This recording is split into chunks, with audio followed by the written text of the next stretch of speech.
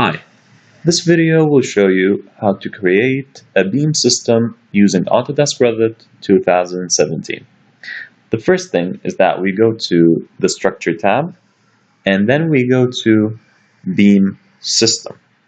Now, when we click on Beam System, we actually click on the boundary of the four beams surrounding the system, or let's say the boundary of the slab that the beam system will later on support. So this could be done using automatic beam system. So if I click on the boundary between these four columns, I could get this view of the beam system. I will later on change the properties of this beam system, but this is basically done in another video. Now, if I press on Escape and Undo, I want to try the other approach. So I want to click on Beam System, then Sketch Beam System. Now, when I sketch the beam system, I could actually use either the line tool or the rectangle tool to sketch the entire system.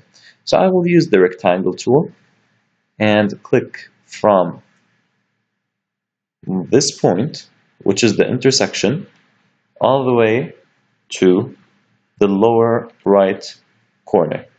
Now, you've got these two lines. These two lines are simply called the beam direction symbol. So I'm going to press on Escape. Now, since these two lines are basically in the short direction, this means that the beam system will be composed out of beams going in this short direction. I'm going to click on Finish, and you could see what I actually mean. So Finish Edit Mode. Now, you could see that the beam system is made of beams in this direction. Now, let's say I want to change the beams to cover the long direction. I will click over here. When I get Structural Beam System, I want to click, then Edit Boundary. Then I want to click on Beam Direction, and then simply click on either this line or this line, the one in the long direction. Click on that. You can see that the two lines went to the long direction, and Finish.